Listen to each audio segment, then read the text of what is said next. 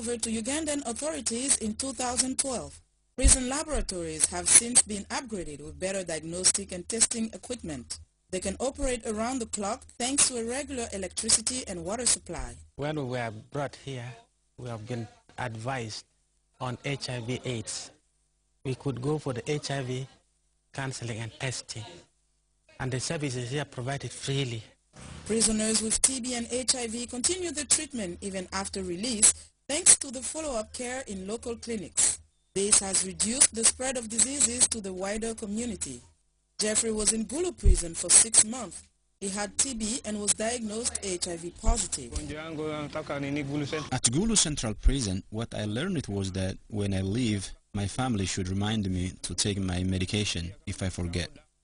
The prison health center also provides high-quality health care for the local population. What we have gone through in the last 5 years is a great transformation from a system that is rudimentary to something much modern that has served for the benefit of the inmates, staff, and the neighboring community who actually access services, because the quality of services they do get from the prisons is much better than even at an outside health facility.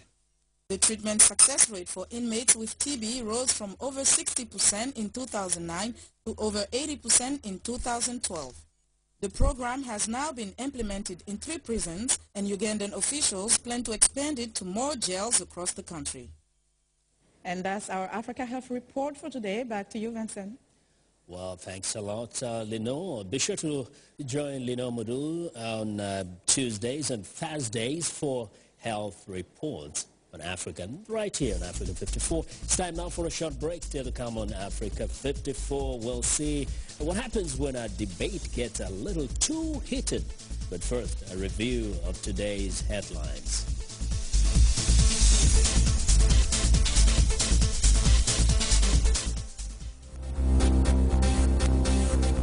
If you've just joined us, I'm Mariama Diallo, and here is a quick recap of today's headlines. In South Africa, the ruling African National Congress, the ANC, takes an early lead in the general elections. In Nigeria, families and supporters gather outside the school where hundreds of girls were abducted by the militant group Boko Haram. We stay in Nigeria, where Chinese Prime Minister pledges cooperation and support to regional leaders at the World Economic Forum. In South Africa, the Oscar Pistorius murder trial resumes and discusses Steenkamp's last meal. Finally, 2 Ugandan men go on trial and they are accused of homosexuality and could face long jail terms if convicted. That's it for today. Thanks for watching. We'll see you next time.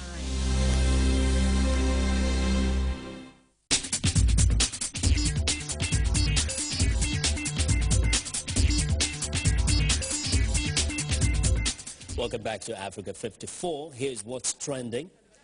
A brawl erupted on the Jordanian television network 7 Stars between 2 guests over their disagreement over the Syrian crisis, resulting in a wrecked set. The discussion got so heated that the guests shoved a tabletop at one another, but the drama didn't end there. Production staff on the program can be seen pulling one guest away after the table fell apart and he tries to kick his fellow guest.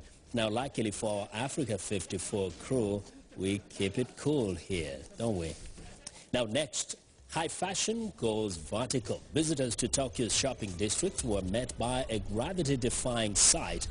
Performers dressed in gorgeous Gucci dresses and suits walked on a vertical runway stretched upward on the wall of a 42-meter-high building as onlookers gawked. 7 performers harnessed with wires walked and posed on the vertical runway. This is the first fashion show done in the air in Japan. And finally, it's not your typical wedding video. 2 groomsmen attracted all the attention at a wedding in Australia after they rescued a fisherman during the bridal party's photo shoot. Now, the bridal party realized a fisherman was in distress off the coast after his boat capsized. And the 2 groomsmen stripped down to their underwear and ran out to save the man. After rescuing the fisherman, The groomsmen continued with their photo shoot while still in their underwear. And that is what is trending today. A French court has convicted South African performance artist Stephen Cohen of indecent exposure during an appearance he made in central Paris last year, but the court did not impose any penalty on the controversial artist. VOA Slatsa Hoke has more.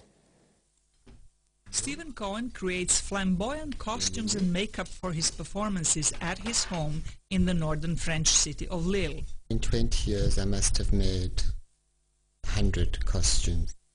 Each costume is a work. For me, it's important what I put on, but it's important what I take off. It's the taking off that gets the 51-year-old artist in trouble. Before his arrest last fall in Paris, he also was accused of indecent exposure in New York, Japan, and in his native South Africa. He says it is part of his artwork, which explores the issues of outsider identity, death, and sexuality, using human body, sculpture, and disguise. Cohen's work has been described as both glamorous and monstrous. Shocking is the first level we break through to get into understanding what is underneath the appearance of things. For me, it's about staying out of the system rather than breaking into it and taking it over. Last September, Cohen stepped out of a car near France's most famous landmark, dressed in high-heeled platform shoes and long red gloves, and rooster tied to his body. And that's what French authorities found objectionable. The artist says he's frustrated that he was not allowed to finish his performance.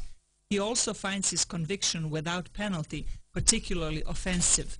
But Cohen says this will not deter him. I don't like to say what I'm going to do next because I like to surprise myself. After 150 performances, Cohen says he still has new ground to explore, but it may not be in France. Larissa Hoke, VOA News, Washington. Be sure I have nothing to say about that.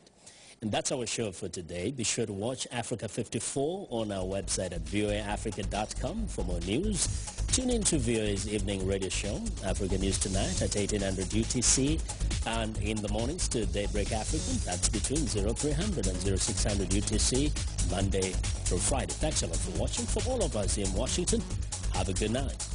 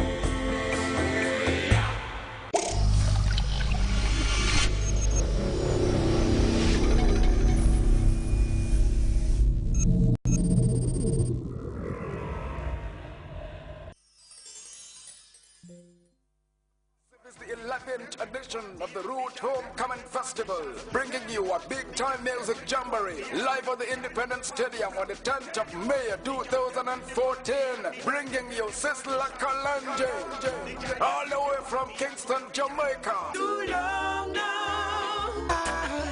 Yes, you gotta shine that light. Yes, we gotta make it right. Muta Baroka, Yahuro Africa. This poem is a rebirth of a people, arising, awakening, understanding. This poem speak, his speaking, have spoken. Erica Badu. In fact, she's a queen to me. A light beams on me. And from the smiling coast of mankind, Jelly Bar Kuyate and the Kumaleban and many other Gambian artists are gonna perform live on stage that night. Tickets, VIP $1,000, covered pavilion $200, uncovered pavilion $150. You cannot miss it. It's on the 10th of May